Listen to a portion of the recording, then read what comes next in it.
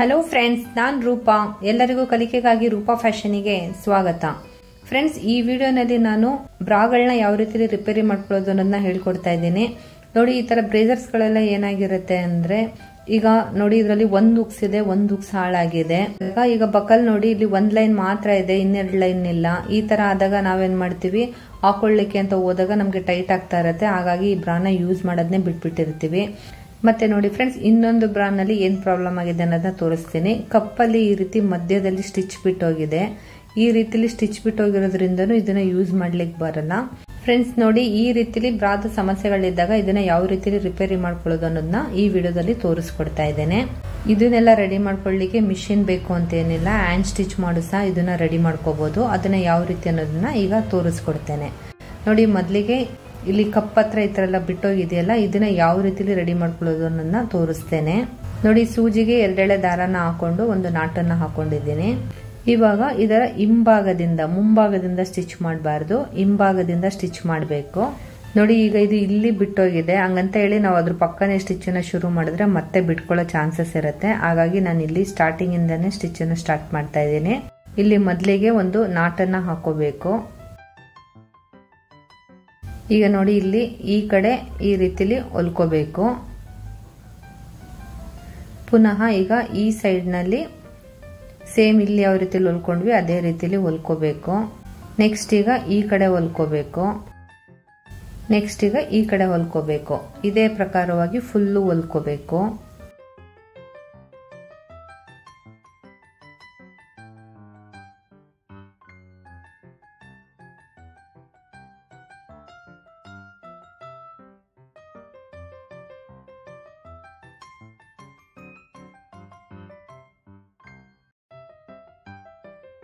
ನೋಡಿ, ಈ ಎಂಡರ್ಗೂ ಹೊಲ್ಕೊಂಡಾದ್ಮೇಲೆ ಒಮ್ಮೆಲೆ ದಾರನ ಈ ರೀತಿಲಿ ಎಳ್ಕೋಬೇಕು. ಈಗ ಇಲ್ಲಿ ಲಾಕ್ ಅನ್ನ ಮಾಡಬೇಕು. ಈಗ ನೋಡಿ, ಮುಂಭಾಗ ಯಾವ ರೀತಿ ಕಾಣಿಸ್ತಾ ಇದೆ ಅನ್ನೋದನ್ನ ತೋರಿಸ್ತೇನೆ. ನೋಡಿ, ನಾವು ಎಲ್ಲಿ ಸ್ಟಿಚ್ ಹಾಕಿದೀವಿ ಅನ್ನೋದೇ ಕಾಣಿಸ್ತಾ ಇಲ್ಲ, ಎಷ್ಟು ನೀಟಾಗಿ ಫಿನಿಶಿಂಗ್ ಬಂದಿದೆ. ಈ ರೀತಿಲಿ ಸ್ಟಿಚ್ ಅನ್ನ ಮಾಡ್ಕೋಬೇಕು. ಫ್ರೆಂಡ್ಸ್ ನೋಡಿ, ಈ ಬ್ರೇಸರ್ದು ಸಮಸ್ಯೆ ಏನು ಅಂತ ತೋರಿಸ್ತೇನೆ. ಇದರಲ್ಲಿ ಒಂದ್ ಲೈನ್ ಬಕಲ್ ಮಾತ್ರ ಇದೆ, ಇನ್ನೆರಡು ಲೈನ್ ಬಕಲ್ಸ್ ಕಟ್ ಆಗಿ ಹೋಗಿದೆ. ಈ ರೀತಿಲಿ ಆದಾಗ ಏನಾಗುತ್ತೆ, ನಾವು ಯೂಸ್ ಮಾಡಕ್ ಹೋದಾಗ ತುಂಬಾ ಟೈಟ್ ಆಗತ್ತೆ. ಆ ಕಾರಣದಿಂದ ಇದನ್ನ ಯೂಸ್ ಮಾಡದೇ ಬಿಟ್ಟಿರ್ತೀವಿ. ಅದಕ್ಕೆ ನೋಡಿ ಫ್ರೆಂಡ್ಸ್, ಈ ರೀತಿಲಿ ಒಂದು ಸಿಗತ್ತೆ, ಇದು ಬ್ರಾ ಎಕ್ಸ್ಟೆಂಡರ್ ಅಂತ ಹೇಳಿ. ಇದು ನಿಮ್ಗೆ ದಾರದ ಅಂಗಡಿಗಳಲ್ಲೇ ಸಿಗತ್ತೆ. ಇನ್ ಕೇಸ್ ಇಲ್ಲ ಅಂದ್ರೆ ಇದು ಆನ್ಲೈನ್ ಗಳಲ್ಲೂ ನೀವು ಆರ್ಡರ್ ಮಾಡಿ ತರಿಸ್ಕೋಬಹುದು. ನೋಡಿ, ಇದರಲ್ಲಿ ಹಿಂಭಾಗ ಈ ರೀತಿಲಿ ಉಕ್ಸ್ ಇರತ್ತೆ. ಈ ಉಕ್ಸನ್ನ ಇದಕ್ಕೆ ಫಿಕ್ಸ್ ಮಾಡಿದ್ರೆ ಆಯ್ತು. ನೋಡಿ, ಈ ರೀತಿಲಿ ಫಿಕ್ಸ್ ಮಾಡ್ಕೊಳ್ಳೋದ್ರಿಂದ ಹಾಕೊಂಡಾಗ ನಮ್ಗೆ ಟೈಟ್ ಆಗೋ ಸಮಸ್ಯೆ ಬರಲ್ಲ. ನೋಡಿ ಫ್ರೆಂಡ್ಸ್, ಈ ಸೈಡ್ ಒಂದು ಉಕ್ಸ್ ಚೆನ್ನಾಗಿದೆ, ಒಂದು ಉಕ್ಸ್ ಹೋಗಿದೆ. ಈ ಪ್ರಾಬ್ಲಮ್ ಇದ್ದಾಗ್ಲೂ ನಾವು ಇದನ್ನ ಹಾಕೊಳ್ಳಿಕ್ ಬರಲ್ಲ. ಹಾಗಾಗಿ ಈಗ ನಾನೇನ್ ಮಾಡ್ತೀನಿ ಅಂತ ಹೇಳಿದ್ರೆ, ಈ ಬ್ರಾ ಎಕ್ಸ್ಟೆಂಡರ್ ಅಲ್ಲಿ ಎರಡು ಉಕ್ಸ್ ಇದೆಯಲ್ಲ, ಆ ಎರಡು ಉಕ್ಸ್ಗಳನ್ನ ಬಿಡಿಸ್ಕೊಂತೇನೆ. ಈಗ ಇಲ್ಲಿ ಒಂದು ಉಕ್ಸ್ ಚೆನ್ನಾಗಿದೆ, ಒಂದು ಉಕ್ಸ್ ಹೋಗಿದೆ. ಬಟ್ ಈಗ ಒಂದು ಉಕ್ಸನ್ನ ಇಟ್ಕೊಂಡು ಇನ್ನೊಂದು ಉಕ್ಸನ್ನ ಚೇಂಜ್ ಮಾಡಿದ್ರೆ ಸಾಕು. ಈಗ ನಿಮಗ್ ತೋರ್ಸ್ಲಿಕ್ಕೋಸ್ಕರ ನಾನು ಆ ಎರಡು ಉಕ್ಸನ್ನು ತೆಗೆದು ಯಾವ ರೀತಿಲಿ ಹೊಲಿಯೋದು ಅನ್ನೋದನ್ನ ತೋರಿಸ್ಕೊಡ್ತೇನೆ. ನೋಡಿ, ಇಲ್ಲೊಂದು ಸ್ಟಿಚ್ ಹಾಕಿರ್ತಾರೆ. ಈ ಸ್ಟಿಚ್ ನ ನಿಧಾನಕ್ಕೆ ಬಿಡಿಸೋದ್ರಿಂದ ಈ ಉಕ್ಸ್ಗಳನ್ನ ಆರಾಮಾಗಿ ಹೊರಗಡೆ ತಕ್ಕೋಬಹುದು. ನೋಡಿ ಫ್ರೆಂಡ್ಸ್, ಈಗ ಬಿಡಿಸ್ಕೊಂಡಿದ್ದಾಗಿದೆ. ಇದು ಒಂದು ಉಕ್ಸಂದು ಯಾವ ರೀತಿಲೆಲ್ಲ ಕಟ್ ಆಗಿದೆ ನೋಡಿ. ಇದನ್ನ ಹಾಕೊಳ್ಳೋದ್ರಿಂದ ಇದೊಂಥರ ಚುಚ್ತಾ ಇರತ್ತೆ, ಹಾಗಾಗಿ ಇದನ್ನ ಹಾಕೊಳ್ಳಿಕ್ಕೂ ಬರಲ್ಲ. ಈಗ ನೋಡಿ, ಇದರಲ್ಲಿರೋ ಉಕ್ಸನ್ನು ಅದೇ ರೀತಿಲಿ ನಿಧಾನಕ್ಕೆ ಬಿಡಿಸ್ಕೋಬೇಕು. ಇಲ್ಲೊಂದು ಸ್ಟಿಚ್ ಇರತ್ತೆ, ಆ ಸ್ಟಿಚ್ ನ ತೆಗೆಯೋದ್ರಿಂದ ಆ ಉಕ್ಸನ್ನ ಬಿಡಿಸ್ಕೋಬಹುದು. ನೋಡಿ, ಈಗ ಎರಡು ಉಕ್ಸುಗಳನ್ನು ಬಿಡಿಸ್ಕೊಂಡಿದ್ದಾಗಿದೆ. ನೋಡಿ, ಸೂಜಿಗೆ 4 ಎಳೆ ದಾರನ ಹಾಕೊಂಡಿದ್ದೀನಿ. ಏನಕ್ಕೆ ಅಂದ್ರೆ ಸ್ವಲ್ಪ ಗಟ್ಟಿಯಾಗಿರ್ಲಿ ಅಂತೇಳಿ. ನಾವ್ ಎರಡೆಳೆ ದಾರನ ಹಾಕೊಂಡು ಸ್ಟಿಚ್ ಮಾಡೋದ್ರಿಂದ ಬೇಗ ಸ್ಟಿಚಸ್ ಬಿಡಿಸ್ಕೊಳ್ಳೋ ಚಾನ್ಸಸ್ ಇರತ್ತೆ. ಈಗ ನೋಡಿ, ಇಲ್ಲಿ ನಾವು ಎಲ್ಲಿ ಉಕ್ಸ್ ಹೊಲಿಬೇಕು ಅಂತ ಮಾರ್ಕ್ ಏನು ಹಾಕೊಳ್ಳೋದು ಬೇಕಾಗಿಲ್ಲ, ಯಾಕೆಂದ್ರೆ ಆಲ್ರೆಡಿ ಉಕ್ಸ್ ಇದ್ದಿದ್ದು ಪ್ಲೇಸ್ ಇಲ್ಲಿ ನೋಡುವಾಗ್ಲೇ ಗೊತ್ತಾಗತ್ತೆ. ಹಾಗಾಗಿ ಈಗ ಇದ್ರ ಮಧ್ಯದಲ್ಲಿ ಉಕ್ಸನ್ನ ಇಟ್ಟು ಈ ರೀತಿಲಿ ಸರಿಯಾಗಿ ಇಟ್ಕೋಬೇಕು. ನೋಡಿ, ಇಲ್ಲಿ ಉಕ್ಸನ್ನ 2 ಮೆಥಡ್ ಅಲ್ಲಿ ಹೊಲಿಬಹುದು. ನಾನು 2 ಮೆಥಡ್ನು ತೋರಿಸ್ತೇನೆ. ನಿಮ್ಗೆ ಯಾವ ಮೆಥಡ್ ಈಸಿ ಆಗುತ್ತೋ ಆ ಮೆಥಡ್ ಅನ್ನ ಫಾಲೋ ಮಾಡಿ. ನೋಡಿ, ಈ ರೀತಿ ಸೂಜಿನ ಕೆಳಗಡೆಯಿಂದ ಮೇಲ್ಗಡೆ ತರಬೇಕು.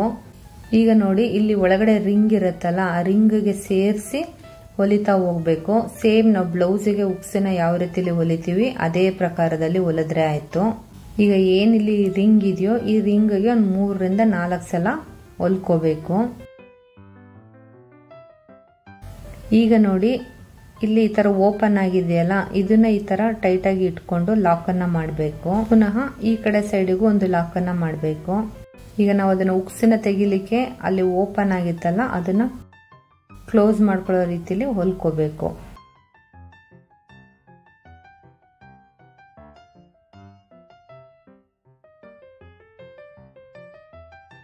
ಈಗ ನೆಕ್ಸ್ಟ್ ಈ ರಿಂಗ್ಗೆ 3 ರಿಂದ 4 ಸಲ ಸ್ಟಿಚ್ ಅನ್ನ ಮಾಡಿ ಲಾಕ್ ನ ಮಾಡಿ ಥ್ರೆಡ್ ನ ಕಟ್ ಮಾಡ್ಕೋಬೇಕು.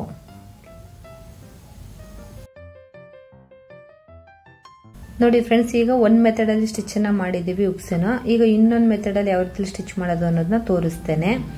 ಈಗ ಇದ್ರ ಮಧ್ಯದಲ್ಲಿ ಈ ರೀತಿಲಿ ಉಕ್ಸನ ಹಾಕೊಳ್ಳೋದು. ಈಗ ನೋಡಿ ಕೆಳಗಡೆಯಿಂದ ಸೂಜಿನ ಈ ರೀತಿಲಿ ಮೇಲೆ ಹೊಲ್ಕೋಬೇಕು. ಈಗ ನೋಡಿ ರಿಂಗ್ ಇಂದ ಹೊರಗಡೆಗೆ ಸೂಜಿನ ಈ ರೀತಿ ಕೆಳಗಡೆ ತರಬೇಕು. ನೆಕ್ಸ್ಟ್ ಹೊಲ್ಕೋಬೇಕಾದ್ರೆ ರಿಂಗ್ ನ ಒಳಗಡೆಗೆ ಹೊಲ್ಕೋಬೇಕು. ನೋಡಿ ಮೇಲ್ಗಡೆಯಿಂದ ಹೊಲಿಬೇಕಾದ್ರೆ ರಿಂಗ್ ನ ಹೊರಗಡೆಯಿಂದ ಹೊಲಿಬೇಕು. ಈಗ ಕೆಳಗಡೆಯಿಂದ ಹೊಲಿಬೇಕಾದ್ರೆ ರಿಂಗ್ ನ ಒಳಭಾಗಕ್ಕೆ ಸೂಜಿ ಬರೋ ರೀತಿಲಿ ಹೊಲಿಬೇಕು. ಇದೇ ರೀತಿ ಒಂದು 3 ರಿಂದ 4 ಸಲ ಹೊಲ್ಕೋಬೇಕು. ಈಗ ಇಲ್ಲಿ ಇದೆರಡು ಬಟ್ಟೆನೂ ಸೇರಿಸಿ ಒಂದು ಲಾಕ್ ಅನ್ನ ಮಾಡ್ಕೋಬೇಕು. ಪುನಃ ಈಗ ಉಕ್ಸಿನ ಈ ಕಡೆ ಭಾಗನೂ ಒಂದು ಲಾಕ್ ಅನ್ನ ಮಾಡಬೇಕು. ಫ್ರೆಂಡ್ಸ್, ಹೀಗೆ ಹೊಲಿಬೇಕು ಹಾಗೆ ಹೊಲಿಬೇಕು ಅಂತೆಲ್ಲ ಏನು ಇಲ್ಲ. ಉಕ್ಸು ಗಟ್ಟಿಯಾಗಿ ಕೂರೋ ರೀತಿಲಿ ಹೊಲ್ಕೊಂಡ್ರೆ ಆಯ್ತು. ಈಗ ಆ ಕಡೆ ಹೇಗೆ ಹೊಲಿದ್ವೋ ಅದೇ ರೀತಿ ಈ ಕಡೆನೂ ಹೊಲ್ಕೋಬೇಕು. ಫ್ರೆಂಡ್ಸ್, ಈಗ ಇಲ್ಲಿ ನೋಡಿ, ಇಲ್ಲಿ ಒಂದ್ ಲೈನ್ ಬಕಲ್ ಇದೆ. ಬೇಕಿದ್ರೆ ಆ ಬಕಲ್ನ ತೆಗೆದ್ಬಿಟ್ಟು ನೋಡಿ, ಈಗ ಉಕ್ಸ್ ತೆಗೆದಿದೀವಲ್ಲ, ಹಾಗಾಗಿ ಇದು ಈ ರೀತಿಲಿ ಓಪನ್ ಆಗತ್ತೆ. ಆಗ ಇದ್ರ ಒಳಗಡೆ ಇದನ್ನ ಸೇರಿಸಿ ಹೊಲ್ಕೋಬಹುದು. ಈ ರೀತಿಲಿ ಇಟ್ಕೊಂಡು ಹೊಲ್ಕೊಂಡ್ರೆ ಆಯ್ತು ಫ್ರೆಂಡ್ಸ್.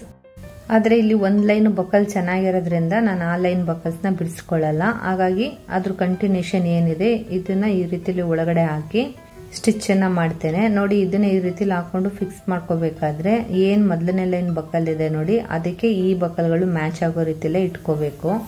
ಆ ರೀತಿಲಿ ಅಡ್ಜಸ್ಟ್ ಮಾಡಿ ಇಟ್ಕೊಂಡು ಸ್ಟಿಚ್ ಅನ್ನ ಹಾಕ್ಬೇಕು. ನೋಡಿ, ಈ ರೀತಿಲಿ ಹೊಲ್ಕೋಬೇಕು. ನೋಡಿ, ಇಲ್ಲಿ ಸ್ಟಿಚ್ಚು ಈಗ ನಾವು ಏನು ಹೊಸ ಬಕಲ್ದು ಹಾಕ್ತಾ ಇದೀವಿ ನೋಡಿ, ಅದ್ರ ಮೇಲೆ ಬರೋ ರೀತಿಲಿ ಸ್ಟಿಚ್ ಅನ್ನ ಹಾಕ್ಬೇಕು.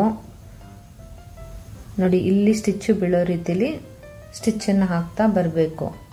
ನೋಡಿ ಫ್ರೆಂಡ್ಸ್, ಮಿಷಿನ್ ಬೇಕು ಅಂತೆಲ್ಲ ಏನಿಲ್ಲ. ಎಷ್ಟು ಈಸಿಯಾಗಿ ನಾವು ಹ್ಯಾಂಡ್ ಸ್ಟಿಚ್ ಅನ್ನ ಮಾಡಿಕೊಂಡು ಈ ತರ ಸಣ್ಣ ಪುಟ್ಟದೆಲ್ಲ ನಾವೇ ರೆಡಿ ಮಾಡ್ಕೋಬಹುದು. ಈ ರೀತಿ ರೆಡಿ ಮಾಡ್ಕೊಳ್ಳೋದ್ರಿಂದ ಇದು ಯೂಸ್ಗೂ ಬರುತ್ತೆ, ಮತ್ತೆ ಹಣನೂ ಸೇವ್ ಆಗುತ್ತೆ. ಇಲ್ದರೆ ನಾವು ಈ ತರ ಸಣ್ಣ ಪುಟ್ಟ ಪ್ರಾಬ್ಲಮ್ಸ್ಗೆಲ್ಲ ಹೊಸದನ್ನೇ ಪರ್ಚೇಸ್ ಮಾಡ್ತಾ ಇರ್ತೀವಿ. ಹಾಗಾಗಿ ಇದನ್ನೇ ರೆಡಿ ಮಾಡ್ಕೊಳ್ಳೋದ್ರಿಂದ ಇನ್ನೊಂದು ಸ್ವಲ್ಪ ದಿನ ಇದನ್ನ ನಾವು ಯೂಸ್ ಮಾಡಬಹುದು. ಈಗ ನೋಡಿ, ಒಂದ್ ಲೈನ್ ಸ್ಟಿಚ್ ಅನ್ನ ಮಾಡಿ ಆಗಿದೆ. ಈಗ ಈ ರೀತಿಲಿ ಲಾಕ್ ಅನ್ನ ಮಾಡ್ಕೋಬೇಕು. ಈ ರೀತಿಲಿ 2 ಲೈನ್ ಸ್ಟಿಚ್ ಅನ್ನ ಹಾಕೋದ್ರಿಂದ ಗಟ್ಟಿಯಾಗಿ ಕೂತ್ಕೊಳ್ಳುತ್ತೆ.